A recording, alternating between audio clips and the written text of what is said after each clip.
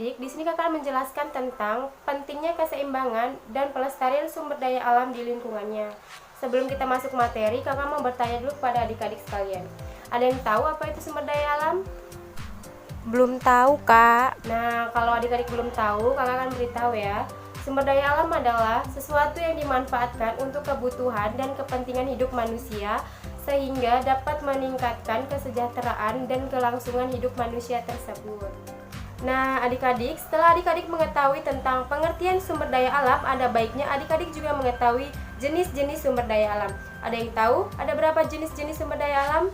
Tidak tahu, Kak. Nah, jenis-jenis sumber daya alam itu memiliki dua jenis. Yang pertama, jenis sumber daya alam yang dapat diperbaharui, dan yang kedua adalah jenis sumber daya alam yang tidak dapat diperbaharui. Apa sih, Kak, jenis sumber daya alam yang dapat diperbaharui?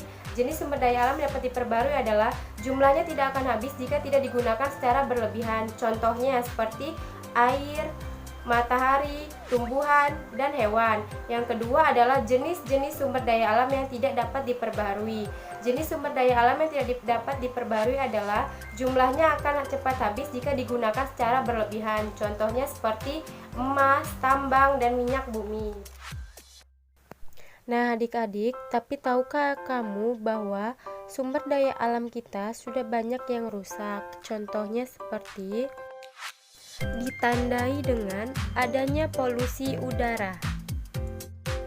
Selanjutnya, ditandai dengan banyaknya hutan Indonesia yang gundul. Dan yang terakhir adalah ditandai dengan pencemaran sungai yang semakin banyak. Dan apakah adik-adik tahu apa yang akan terjadi jika sumber daya alam kita banyak yang rusak? Yang akan terjadi adalah adanya pemanasan global atau pemanasan bumi. Selanjutnya, adanya bencana tanah longsor. Dan yang terakhir adalah adanya bencana banjir.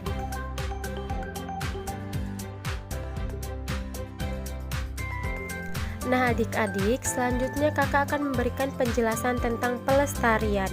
Pelestarian adalah suatu proses atau teknik yang didasarkan pada kebutuhan individu itu sendiri. Oleh karena itu, adik-adik perlu melestarikan sumber daya alam, baik sumber daya alam yang dapat diperbarui maupun yang tidak dapat diperbarui. Jika adik-adik melestarikan sumber daya alam, maka kita semua dapat menghemat sumber daya alam tersebut sebagai cadangan untuk masa mendatang yang akan datang. Nah, sampai di sini apakah ada adik-adik yang mau bertanya? Kak, saya mau bertanya, mengapa kita harus melestarikan sumber daya alam kita? Nah, pertanyaannya bagus sekali. Kenapa sih kita harus melestarikan sumber daya alam? Karena kehidupan manusia sendiri sangat bergantung dengan sumber daya alam. Sumber daya alam juga membuat kita sebagai manusia bisa menikmati makanan, menggunakan pakaian, membuat rumah untuk berlindung, dan bisa menggunakan kendaraan untuk media alat transportasi kita sehari-hari. Nah, adik-adik, apakah kamu tahu apa saja manfaat memelihara alam? Adik-adik akan mendapatkan alam yang sangat sehat. Adik-adik juga akan mendapatkan lingkungan yang sangat bersih. Adik-adik juga akan mendapatkan udara yang sangat bersih. Dan yang terakhir adalah adik-adik mendapatkan air yang sangat bersih serta jarang terjadinya bencana alam seperti banjir dan tanah longsor.